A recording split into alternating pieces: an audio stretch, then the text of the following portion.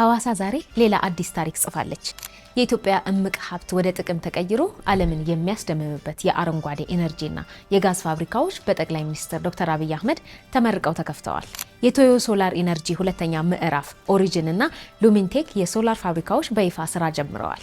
እነዚህ ፋብሪካዎች በጋራ በአመት 11.3 ጊጋዋት ንጹህ ኃይል የማመንጨት አቅም አላቸው። ይህም ማለት ኢትዮጵያ ለአየር ንብረት የማይበገር ኢኮኖሚ ለመገንባት የምታደርገው ጉዞ ሌላ ትልቅ እርምጃ ተራምዷል ማለት ነው። ብቻውን አይደለም። የኤችዜድ የጋዝ ፋብሪካን በዛሬው ዕለት ተመርቋል። ፋብሪካው በአመት 900 ቶን ኦክሲጅን፣ 40,000 ቶን ናይትሮጅን እና 7 ቶን ሃይድሮጅን ለገበያ ያቀርባል።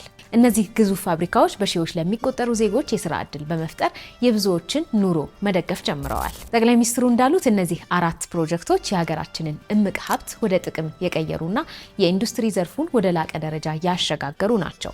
ኢትዮጵያ በላብና በጥበብ ወደ ብልጽግና የምታደርገው ጉዞ በተግባር እየታየ ነው። የሐዋሳው ድል የሁላችንም ኩራት ነው። በእነዚህ ፋብሪካዎች ዙሪያ ያላችሁ ተስፋ ምንድን ነው? ሀሳባችሁን በኮሜንት አጋሩ።